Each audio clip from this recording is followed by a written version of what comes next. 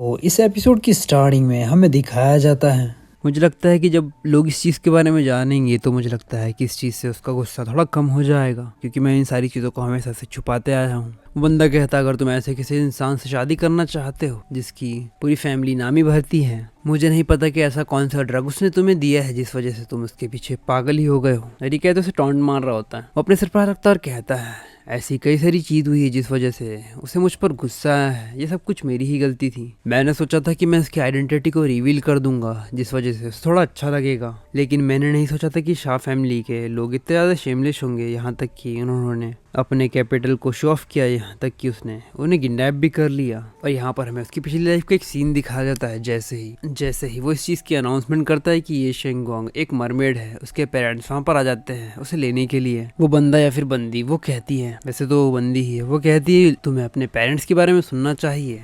ऐसी यहाँ पर अब कई सारी चीज़ें हैं और मुझे लगता है कि ओरिजिनली इसके पेरेंट्स ही उससे सबसे ज़्यादा नफरत करते हैं, और ये सारी चीज़ें वो इस वक्त सोच रहा होता है। और अब ये प्रेजेंट टाइम होता है, तभी उसके फ़ोन पर कॉल आता है। वो जल्दी से किसी को कॉल लगाता है और कहता है क्या, लिटिल फिश स्टिल। और उसके बाद दोबारा हमें एक और फ्लैशबैक दिखाया जाता है जहाँ पर उसके फ़ोन पर किसी का कॉल आता है। वो कहता है क्या, लिटिल फिश स्टिल मिसिंग है। वो बंदी कहती है क्या तुम फिर से भागने वाले हो ब्रदर जी, मुझे लगता है कि तुम सच में ऐसा नहीं कर पाओगे, तुम्हें डिवोर्स लेना चाहिए। आखिर ऐसा कैसे हो सकता है। जुनजिन कहता है मैं उसे डिवोर्स नहीं दे सकता, मैं उसे पसंद करता हूँ। और ये कहते हुए वहाँ से भागते हुए निकल जाता है। टैंगजॉक कहती है तुम उसे पसंद करते हो, इसका मतलब ये नहीं कि वो भी तुम्हें पसंद करती होगी। और उसके बाद हमें जुनजिन को दिखाया जाता है जो कि हॉस्पिटल की तरफ भाग रहा होता है, और ये सेम ही सीन होता है जैसे कि अभी इस लाइफ में उसके साथ हो रहा होता है। वो अपने मन में कहता है डैम इट, मुझे ये भी नहीं पता था कि मेरे फादर इन लॉ को ये सारी चीजें है। इसके बाद हमें दिखाया जाता है कि वो सेमी सिनेरियो के साथ में यहाँ पर दोबारा पहुंच जाता है। वो शेंगोंग की तरफ देखता है जो कि सामने की तरफ बैठी हुई होती है ऑपरेशन रूम के सामने। जुनजिन अपना हाथ आगे बढ़ाता और कहता है शेंगोंग। वो कहता है शेंगोंग तुम अभी भी, क्या तुम ठीक हो।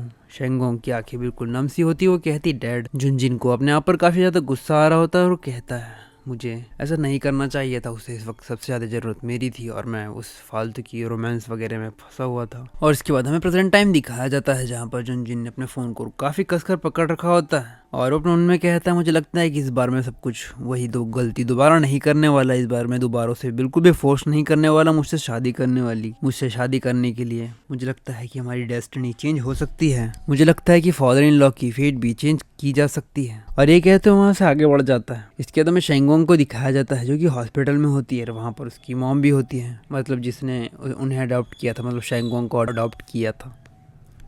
तो अगर आपको ये एपिसोड पसंद आया हो तो ज़्यादा से ज़्यादा लाइक करें और कमेंट करें ताकि मैं नेक्स्ट एपिसोड जल्दी से जल्दी डाल पाऊँ। अगर आपको मेरा कंटेंट पसंद आया तो प्लीज़ चैनल को सब्सक्राइब करना ना भूलें।